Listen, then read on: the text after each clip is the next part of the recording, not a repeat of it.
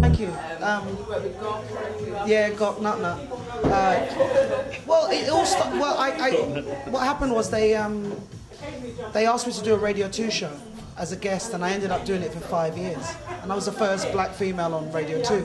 And the show was really successful. I had Mary J. Blige in, and Jill Scott did the jingle. I mean, it was a really great show. So I had 5 years of that. And I think when you do radio in the UK, they always poach you for telly. Radio seems to go to TV for some reason. I had no intention of doing all this stuff, by the way. I only went as a visitor, but then they asked me to stay. And then I went for I got asked to do this TV show, and then I did the audition. And I was pregnant at the time with the last kid. I've got 2 kids, and I've got a 5-year-old and I've got a 20-year-old. 20-year-old daughter, she's singing as well? Absolutely. She's gorgeous. Well, they're both gorgeous. They're really good. I'm very blessed. I don't know. I think it's an accident. When you have beautiful kids, you're like... How's the daughter's music career going? It's going good. She's still recording her first album right now, and you know, she was developing for 2 years, and in the last 6 months she's started recording her own album, and it's like a jazz thing she's doing. She's great. I like her because I like what she's doing, because she's doing her own style. She's not trying to be like me. It's her own style, and I really encourage that. I mean, with everybody, not just my daughter. You have to have your own sound. You must never emulate anybody else, as there's only one of you. Do you know what I mean? There's only one you, so it doesn't make sense you trying to be someone else. Yeah. Well, I just think that, you know, if you're emulating somebody else, it means that you lose your identity, you know? You have to be true to you. I think it's important. Yeah. Well, what are you working on at the moment? Now I've just finished album number 7. And we just finished it like 2 weeks ago, and now we're getting ready to release it in February. So now I've got the whole marketing campaign I'm putting together now, and video and sleeve and all of that stuff. So I'm in the gym training, and then I'm doing a campaign, a slimming campaign for it's a new drug, but it's not a drug actually, because it's herbal, and it's basically, I'll be doing that campaign for 3 months. It's called XLS. It's just to help. It's got fibre in it, so it kind of fat binds, and so I'm promoting that as well. That's coming out now. It's called XLS Medical, so it's really good. So I've been in the gym killing it, and it's coming out in January. Yeah, so I'm busy. Yeah. So your new album, what type of genre of music is it? I would say it's really real songs. It's a very female album. The women are really going to go mad for this album, because lyrically, it's really pro women. Like, one of the songs is called "A Woman Is." A woman is strength. A woman is power. A woman is hope in the darkness. I mean, that's the lyric. I mean, it's an amazing lyric. And then there's another song called "Power in Numbers," which is all about people getting together and working together, because once we're unified, we can make change. It's that kind of album. It's really strong lyrically, and it's mad to me that the album's like that, because I only took 5 months to make this album, and I've never made an album so quick in my life. It's shocking. Usually it takes me a year and a half. But the songs were so fast in coming, and so... No, I only wrote 2 of the songs, and the other songs with the same writer, the producer. It came so quick that we made the album in 5 months, but it just sounds amazing. I'm really excited. Yeah. I'm really happy for you. I'm looking forward to hearing it. I can't wait for you to hear it, because as I said, it's a real female album. You know, it's a anthemic. You know, not to get rid of the guys. I don't want the guys to think there's nothing for them, but it's one of those optimistic albums. So like, when you're going through any kind of rubbish, you know, you put it on, you're like, it's gonna be all right. You know, there's even a song on there called "Love Stronger." There's a song on there called that too. So yeah, I'm really excited about it. Oh, that's fantastic. It's good that you're making a comeback again, and you know, just to show that UK talent from back when is still strong. You know, well, it always was. I think it always was. I think the problem is that what the UK get wrong is that what they don't do is give artists longevity.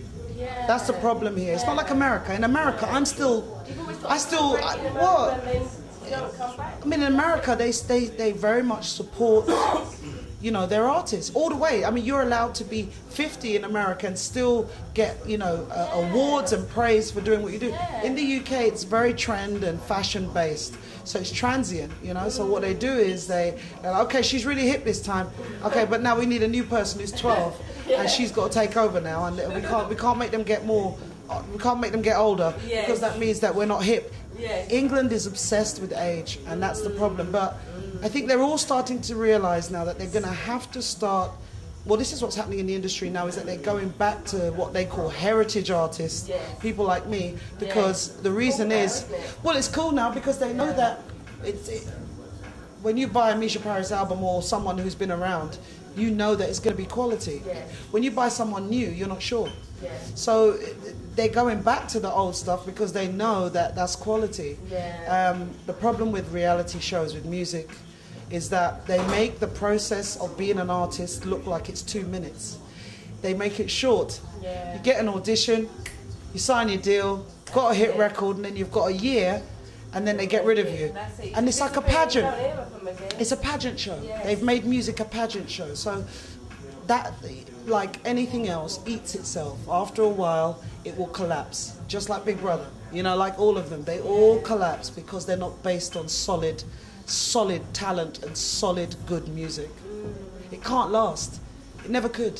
That's why we still listen to Marvin. That's why we still listen to Barry White. You know what I mean? Because when it's real and it's good, it never dates. It's timeless, really. Timeless, absolutely.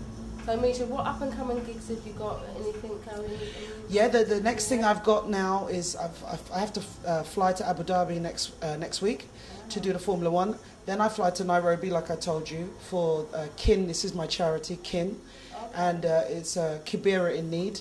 I don't know if you saw that show with Lenny Henry when he went into the poor town of Nairobi. That's my charity. I'm patron of that.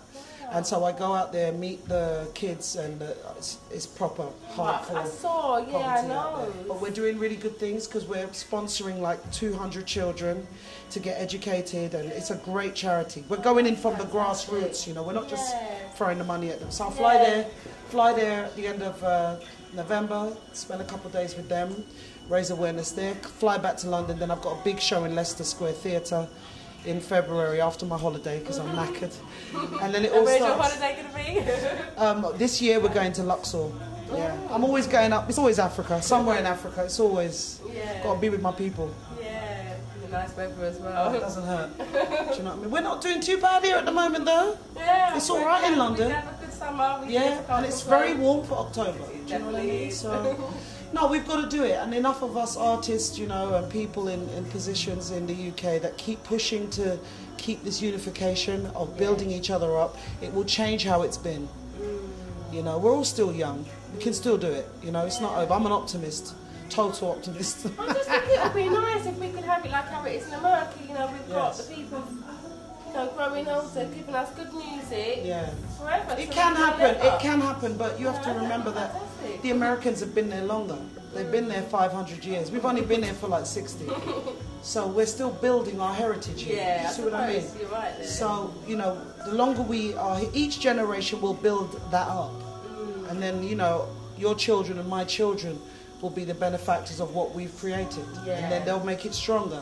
See what I mean? So that's how it is. It's all about generations, passing it down, passing it down. This is what builds up the race, culture, ethnic, you know, all of it. It builds it all up, so we're no longer a minority. In the future, we become a majority. Fantastic. So, Mica, how can people find out more information about what you're doing? You go to my website, micaparis.com. It's all there, all the pictures of me looking sad, happy, naked, clothed. It's all there. It's all there. Are you on Twitter or on Facebook? Oh, I'm all over it. Shocking. There you go, Shocking. guys. Yeah. Well, I hope you have a fantastic performance tonight. Thank you, I know they're all waiting for you down there. They're all excited. That's and nice. I'm looking forward to it too, and I'm looking forward to hearing your new... The guy from Queen. And his name's Paul Rogers, and we've done a duet together, and it's just amazing, really good. So that's one of the collaborations. He's really good, nice guy. Good. Well, I wish you all the best of luck for that in the future. Thank you very much. Thank you very much. Thank you. Mica. Thank you. This is Natalie Taylor, filming for Community ITV. I've just spoke with Mica Paris. She's going to be performing tonight at the Three Sisters pub. See you later.